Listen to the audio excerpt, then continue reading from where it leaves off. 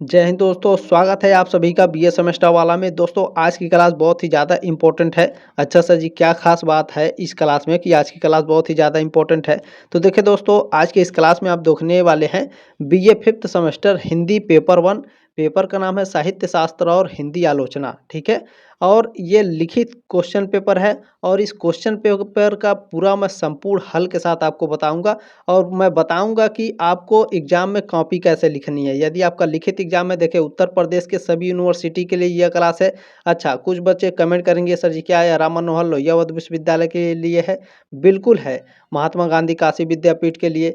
देखिए मैं कुछ यूनिवर्सिटी का नाम ले रहा हूँ, पूरे यूनिवर्सिटी का नाम तो मैं नहीं ले पाता हूँ। जैसे वीर बहादुर सिंह पूर्वांचल यूनिवर्सिटी है, छत्रपति साहू जी महाराज यूनिवर्सिटी है, चौधरी चरण सिंह यूनिवर्सिटी है, जननायक चंद्रशेखर बलिया विश्वविद्यालय है और महात्मा ज्योतिबा फुले रोहिलखंड यूनिवर्सिटी है। ऐसे तमाम तरह के आपके विश्वविद्यालय हैं उत्तर प्रदेश में। और सभी उत्तर प्रदेश के जितने भी विश्वविद्यालय में लिखित एग्जाम होने वाले बीए फिफ्थ सेमेस्टर का, सभी बच्चों के लिए इम्पोर्टेंट है बाबू, सबके लिए इम्पोर्टेंट है, बहुत ही ज़्यादा इम्पोर्टेंट होने वाली है, ठीक है। तो फटाफट इसे शेयर जरूर कर दीजिएगा व्हाट्सएप पर, क्योंकि इसका हल भी आपको इसका हल भी आपको मिलेगा, ठीक है। उत्तर भी आपको मैं बताऊंगा, ठीक है। चले पहले मैं आपको क्वेश्चन पेपर दिखा देता हूँ।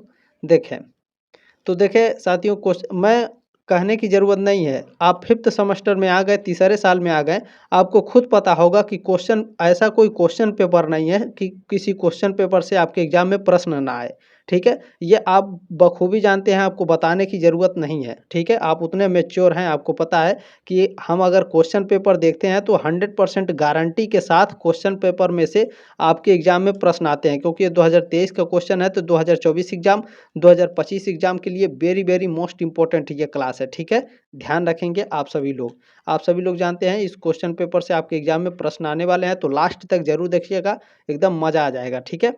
चले स्टार्ट करते हैं। देखिए BA fifth semester Hindi, paper का नाम है साहित्य शास्त्र और हिंदी आलोचना। बिल्कुल इसी तरह से आपके एग्जाम में प्रश्न आएंगे, क्वेश्चन पेपर आएंगे। देखिए महात्मा गांधी काशी विद्यापीठ में पहली बार आपका लिखित एग्जाम हो रहा है, तो ध्यान रखेंगे बच्चे, ठीक है। 2 घंटे का समय दिया जाएगा, मैक्सिमम आप जो है ये 75 ही रहता है। किसी कॉलेज में आपको 2.5 घंटे का भी समय दिया जाता है, ये भी आप लोग ध्यान रखेंगे। 3 खंडों में आपके प्रश्न पूछे जाते हैं, खंड अ, खंड ब और खंड स। खंड अ में अति लघु उत्तरीय प्रश्न होते हैं, खंड ब में लघु उत्तरीय प्रश्न होते हैं और खंड स में आपके दीर्घ उत्तरीय यानी लॉन्ग आंसर टाइप क्वेश्चन होते हैं। लंबा लंबा लिखना भैया, 400 शब्दों में, 500 शब्दों में लिखना पड़ता है, ठीक है। ध्यान रखेंगे। अच्छा, अब आप एग्जाम में कॉपी कैसे लिखेंगे? सबसे मोस्ट इम्पोर्टेंट बात यह है, आप अपने एग्जाम में कॉपी लिखते वक्त ध्यान रखिएगा अति लघु उत्तरीय प्रश्न पर जितना ज़्यादा फोकस हो सके। 100% कम से कम, एकदम 50% तो कम से कम इस पे फोकस करिए अति लघु उत्तरीय प्रश्न पे। एग्जामिनर आपका अति लघु उत्तरीय प्रश्न चेक करके बता देगा कि भैया आप कितने पानी में हैं, आप कितना लिखे हैं और आप कितना इस कॉपी में लिख सकते हैं, ठीक है। तो ये बात ध्यान रखिएगा आप लोग, जितना ज़्यादा फोकस आप अति लघु उत्तरीय प्रश्न पे करेंगे उतना ज़्यादा बेटर रहेगा आपके लिए और अच्छा नंबर मिलेगा। ऐसा नहीं है कि मान लीजिए आप 15 नंबर का है, उसको लिख दिए, तो वो बिल्कुल मिलेगा, 6-7 नंबर मिलेगा। यदि अति लघु उत्तरीय प्रश्न सही से लिखे हैं तो इस 6-7 नंबर बढ़ के कम से कम आपका 12 नंबर 13 नंबर हो जाएगा, ठीक है। तो एग्जामिनर देख के पता लगा लेगा भैया आप कितने पानी में है। तो अति लघु उत्तरीय प्रश्न को अच्छे से लिखना है, ठीक है। चले देखें, जब भी एग्जाम हॉल में बैठेंगे नोट जरूर पढ़ेंगे। इस प्रश्न के सभी भागों के उत्तर दीजिए। प्रत्येक भाग का लगभग 50 शब्दों में देना है उत्तर, ठीक है। अच्छा, 10 प्रश्न है, 3-3 प्रश्न 3-3 नंबर के हैं, 30 नंबर आपको मिलेंगे 10 प्रश्नों को लिखने के लिए। मोस्ट इम्पोर्टेंट बात यह है कि 50 ही शब्दों में लिखना है। अब 50 शब्दों में कैसे आपको लिखना है? देखिए मान लीजिए यहाँ पर दिया है, औचित्य संप्रदाय के संस्थापक कौन है, ठीक है। तो आपने बता दिया औचित्य संप्रदाय के संस्थापक मान लीजिए ए मान लेते हैं हम, अभी मैं इसका उत्तर बताऊंगा, ए है। तो डायरेक्ट आप ऐसे थोड़ी ना लिख देंगे कि मान लीजिए आचार्य रामचंद्र शुक्ल हैं, तो केवल नाम नहीं लिखना है। 50 शब्द जब तक नहीं लिखेंगे 3 नंबर आपको नहीं मिलेगा। तो यही मैं कह रहा हूँ, अगर आपने अति लघु उत्तरीय प्रश्न पर फोकस किया है तो आपका जान लीजिए बहुत ही एकदम शानदार तरीके से एग्जाम जाएगा, ठीक है। चले अब प्रश्न देखते हैं और इसका उत्तर मैं बताता हूँ। जैसे नाट्य शास्त्र किसकी रचना है, ठीक है। 50 शब्दों में आपको उत्तर देना है, अभी इसका मैं उत्तर आपको बताऊंगा। आचार्य दंडी ने अपने ग्रंथ काव्यदर्श में कितने काव्य हेतुओं की चर्चा की है, इसको भी अभी मैंने बताऊंगा। औचित्य संप्रदाय के संस्थापक कौन है, इसके बारे में भी अभी हम लोग चर्चा करेंगे। पहले मैं आपको प्रश्न दिखा देता हूँ, ठीक है। अगला प्रश्न है चौथा, छायावाद किस आलोचक की कृति है? ठीक है, तो ये प्रश्न ही मुझे लगता है गलत पूछ लिया था। चले, कोई बात नहीं, इसका भी उत्तर मैं अभी आपको अच्छे से बताऊंगा कैसे लिखना है। अरस्तू के किसी एक पुस्तक का नाम लिखिए। तो एक पुस्तक का नाम 50 शब्दों में तो होगा नहीं, तो नंबर आपको 3 नंबर मिलेगा नहीं, केवल आधा नंबर या 1 नंबर मिलेगा। 50 शब्दों में कैसे लिखना है इसके बारे में मैं अभी बताऊंगा। जितने भी क्वेश्चन पेपर में प्रश्न होते हैं, इन प्रश्नों का उत्तर आपको बहुत ही क्रिटिकल सिचुएशन में मिलता है। ठीक है, तो ध्यान रखेंगे, आपको बीए सेमेस्टर वाला एकदम शानदार तरीके से बताएगा, आपको चिंता करने की कोई आवश्यकता नहीं है। छठा प्रश्न है, आचार्य हजारी प्रसाद द्विवेदी किस युग के आलोचक हैं? ठीक है, और सातवां प्रश्न देखेंगे क्या है। देखिए, आपका कोई भी डाउट है, ठीक है, तो आप बेझक टेलीग्राम ग्रुप में जाके मुझे मैसेज कर सकते हैं। अभी मैं आगे बताऊंगा क्या करना है। देखें, सातवां प्रश्न है, आचार्य भामा ने गुणों की संख्या कितनी मानी है? 3 मानी है। 3 आप डायरेक्ट लिखेंगे नहीं, क्योंकि 50 शब्दों में लिखना है। आगे देखें, चिंतामणि किस आलोचक की पुस्तक है? तो ये आचार्य रामचंद्र शुक्ल की है। तो रामचंद्र शुक्ल लिख देंगे तो हमको नंबर मिलेगा नहीं, क्योंकि 50 शब्दों में लिखना है। अगला है, विरेचन सिद्धांत के प्रतिपादक कौन है? अरस्तू हैं, तो हम अरस्तू लिख नहीं सकते, क्योंकि 50 शब्दों में लिखना है। इन सभी प्रश्नों का उत्तर मैं बताऊंगा बिल्कुल शानदार तरीके से। किन्हीं 2 मार्क्सवादी आलोचकों के नाम लिखिए। 2 ठो लिख देंगे तो हमको नंबर मिलेगा नहीं भैया, क्योंकि हमको 50 शब्दों में लिखना है। अब जितना भी मैंने क्वेश्चंस बताया, इन सभी क्वेश्चंस का उत्तर मैं बताऊंगा। चले स्टार्ट करते हैं, ठीक है, क्योंकि वो दूसरे पीडीएफ में है, इसमें तो है नहीं। चले देखते हैं उसमें इन सभी प्रश्नों के उत्तर। देखिए दोस्तों, आपने पहला प्रश्न देखा होगा कि नाट्य शास्त्र किसकी रचना है? तो इसी तरह से आपको उत्तर लिखना है। ध्यान से देखिएगा इस प्रश्न का उत्तर कैसे लिखना है। तो नाट्य शास्त्र एक प्राचीन भारतीय ग्रंथ है जो संगीत, नाटक और अभिनय से संबंधित है। इस ग्रंथ को भरत मुनि ने लिखा था। भरत मुनि को भारतीय नाट्य कला का जनक माना जाता है। ठीक है, नाट्यशास्त्र में कुल 36 अध्याय हैं जो मंच सज्जा, पात्र निर्माण, संवाद और प्रस्तुति के नियम बताते हैं। यह न केवल कला का दार्शनिक और व्यवहारिक मार्गदर्शन करता है, बल्कि भारतीय संस्कृति विरासत का महत्वपूर्ण हिस्सा भी है। ठीक है, इसी तरह से एकदम शानदार तरीके से 50 शब्दों में पूछेगा या फिर 100 शब्दों में पूछेगा तो भी आप इस उत्तर को लिख सकते हैं। चिंता करने की कोई आवश्यकता नहीं। ये सारे नोट्स और पीडीएफ आपको बिल्कुल फ्री में मिलेंगे। कहाँ मिलेंगे सर जी, ये बता दीजिए। बिल्कुल फ्री में मिलेंगे। देखिए, टेलीग्राम ग्रुप का लिंक दिया गया डिस्क्रिप्शन बॉक्स में, ज्वाइन कर लीजिएगा। तुरंत जाइए, पहले ज्वाइन कर लीजिए। क्लास के ठीक नीचे मैं पीडीएफ और ये सारे नोट्स सेंड कर दिया रहता हूँ, वहाँ से आप लोग बिल्कुल फ्री में डाउनलोड करके पढ़ सकते हैं। आपको एक भी पैसा नहीं देना है। ठीक है, तो तुरंत जाइए, टेलीग्राम ग्रुप ज्वाइन कर लीजिए, बहुत ही अच्छा है। और जितने भी यूनिवर्सिटी से संबंधित आपके अपडेट रहते हैं वो टेलीग्राम ग्रुप में ही दिए जाते हैं, तो टेलीग्राम ग्रुप मोस्टली आप लोग जरूर ज्वाइन करेंगे। ठीक है, चलें, इसमें दूसरा प्रश्न है, आचार्य दंडी ने अपने ग्रंथ काव्य दर्श में कितने काव्य हेतुओं की चर्चा की है? तो आपको उत्तर इस तरह से लिखना है, आचार्य दंडी ने अपने ग्रंथ काव्य दर्श में 3 काव्य हेतुओं की चर्चा की है। ये तीन हेतु इस हैं। ये 3 हेतु कौन कौन से हैं? प्रतिभा, व्युत्पत्ति और अभ्यास। प्रतिभा है, यह कवि की जन्मजात रचनात्मक शक्ति है। यह वह क्षमता है जो कवि को नए विचारों और भावनाओं को व्यक्त करने में सक्षम बनाती है। व्युत्पत्ति क्या है? यह कवि की शिक्षा और ज्ञान है। यह वह ज्ञान है जो कवि को भाषा, अलंकार, छंद आदि के बारे में जानकारी प्रदान करता है। अभ्यास क्या है? यह कवि का नियमित अभ्यास है। यह वह अभ्यास है जो कवि को अपनी रचनात्मक क्षमता को निखारने में मदद करता है। ठीक है, इसी तरह से बिल्कुल शानदार तरीके से लिखना है दोस्तों। दंडी के अनुसार ये तीनों हेतु मिलकर काव्य की रचना करते हैं। प्रतिभा कवि को नए विचार देती हैं। व्युत्पत्ति उसे उन विचारों को व्यक्त करने का तरीका सिखाती है, और अभ्यास उसे उन विचारों को सुंदर शब्दों में पिरोने में मदद करता है। ठीक है दोस्तों, प्लीज़ देखिए, सब्सक्राइब जरूर कर लीजिएगा ताकि आप 6 सेमेस्टर में भी मेरे साथ जुड़े रहें। ठीक है, लाइक ज़रूर कर दीजिएगा, बहुत ही शानदार है, बहुत ही मेहनत लगती है क्लास बनाने में, उत्तर ढूंढने में, तो प्लीज़ लाइक भी कर देंगे ताकि यूट्यूब भी इस क्लास को रिकमेंड करता रहे। और आपकी भी ये जिम्मेदारी है, प्लीज़ इस मॉडल पेपर को, इस क्वेश्चन पेपर को अपने साथियों के साथ व्हाट्सएप पर जरूर शेयर करिएगा। ठीक है, चलें, तीसरा प्रश्न आपका देखते हैं क्या पूछा गया है। औचित्य संप्रदाय के संस्थापक कौन हैं? तो औचित्य संप्रदाय के संस्थापक आचार्य क्षेमेंद्र माने जाते हैं। ठीक है, वे 11वीं शताब्दी के प्रसिद्ध संस्कृत कवि और आलोचक थे। क्षेमेंद्र ने अपने ग्रंथ औचित्य विचार चर्चा में काव्य शास्त्र में औचित्य यानी संगीत या उपयुक्तता की महत्ता पर बल दिया। ठीक है, उनके अनुसार यानी आचार्य जो क्षेमेंद्र हैं इनके अनुसार काव्य में प्रत्येक तत्व, अलंकार, रस, गुण, शब्द और भाव तभी प्रभावी होता है जब वह स्थान, समय, पात्र और प्रसंग के अनुरूप हो।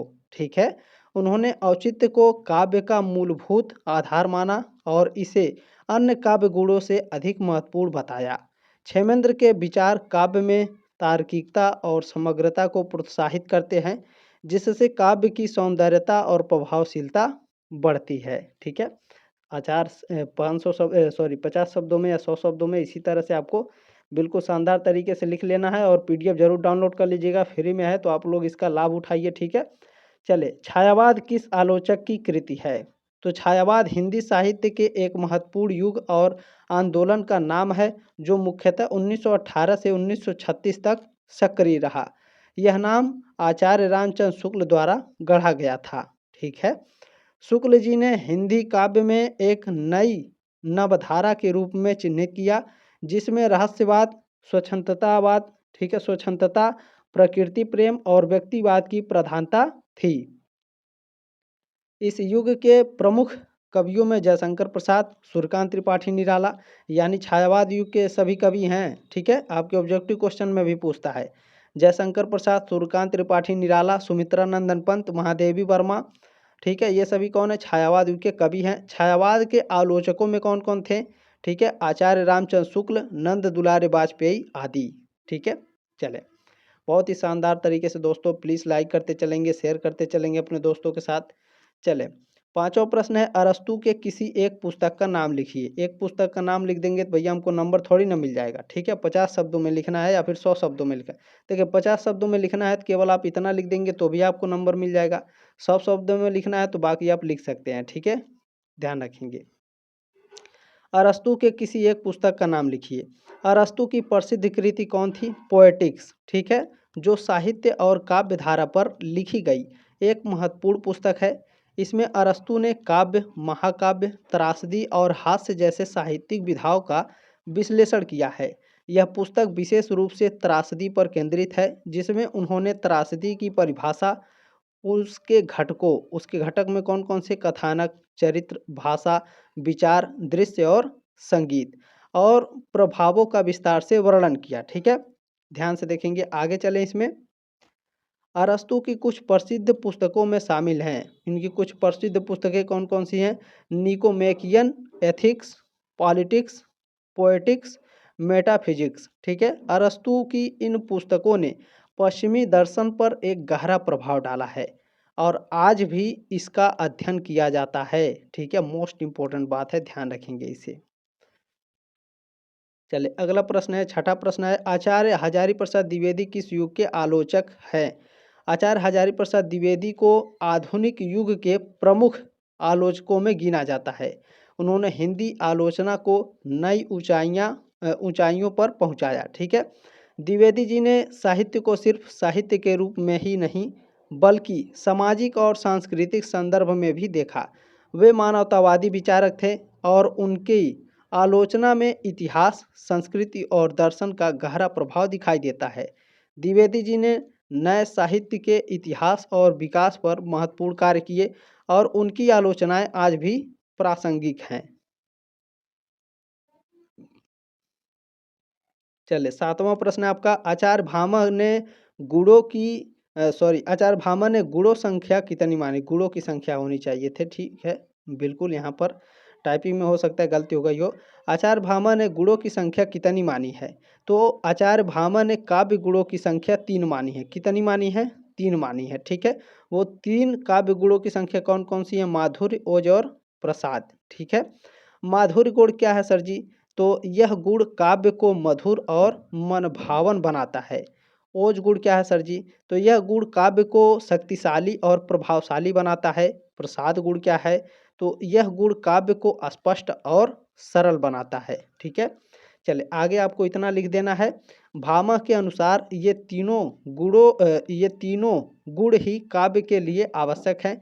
माधुर काव्य को पाठक के मन को मोहित करता है, ओज उसे ऊर्जावान बनाता है और प्रसाद इसके अर्थ को स्पष्ट करता है। चलिए 8वां प्रश्न है इसमें कि चिंतामणि किस आलोचक की पुस्तक है। तो देखिए प्रश्न ही आपका पेचीदा पूछ दिया था। इसका उत्तर इस तरह से आपको लिखना है। चिंतामणि आचार्य रामचंद्र शुक्ल की प्रसिद्ध आलोचनात्मक कृति है। यह हिंदी साहित्य के आलोचना क्षेत्र में मील का पत्थर मानी जाती है। इस पुस्तक में शुक्ल जी ने साहित्य, भाषा और काव्य के मूल तत्वों पर चर्चा की है। इसमें उन्होंने कवियों और साहित्यिक प्रवृत्तियों का गहन विश्लेषण करते हुए साहित्य के सौंदर्य और सामाजिक उपयोगिता पर बल दिया है।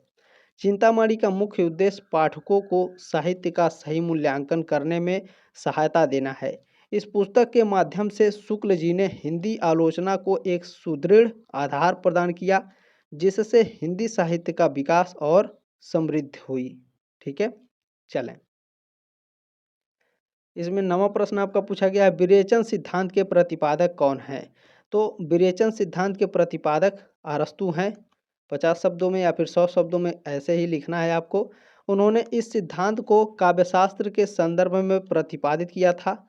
अरस्तु के अनुसार कला और साहित्य के माध्यम से हमारे मन में दबे हुए भावों जैसे कि करुणा और त्रास का शुद्धिकरण होता है, जिसे उन्होंने विरेचन कहा। इस प्रक्रिया के माध्यम से हम भावनात्मक रूप से स्वस्थ होते हैं।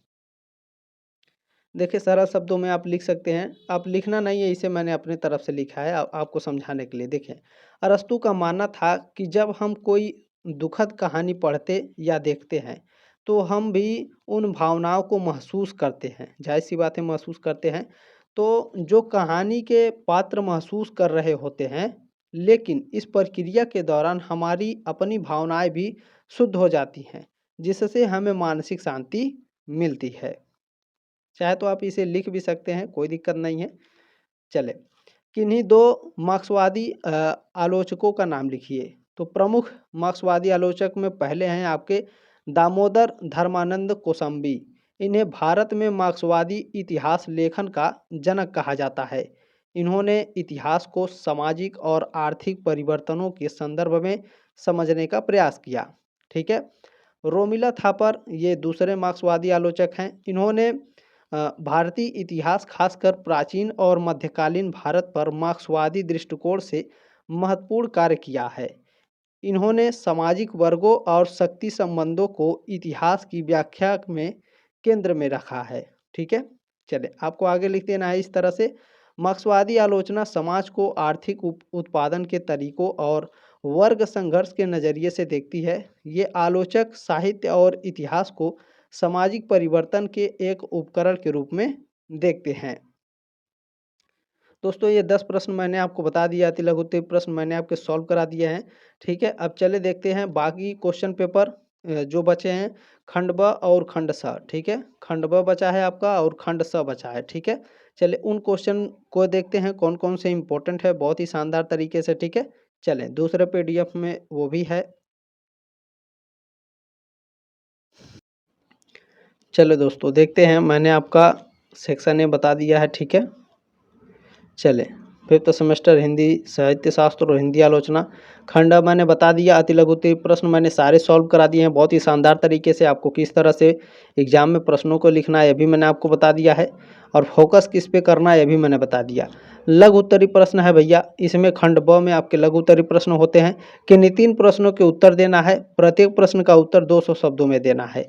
हमको 3 ही प्रश्न करना है, 30 नंबर हमको मिलेगा, यानी 10-10 नंबर का एक क्वेश्चन है। ठीक है, प्रश्न क्या है, काव्य प्रयोजन क्या है स्पष्ट कीजिए। काफ़ी शानदार तरीके से इसको मैंने समझाया है। इसका क्लास मैंने ऑलरेडी करा दिया है। डिस्क्रिप्शन बॉक्स में प्लेलिस्ट का लिंक है, पेपर 1 पेपर 2 दोनों का। ठीक है, तो जा करके आप दोनों क्लासेस आराम से देख सकते हैं, क्योंकि ये पेपर 1 में है।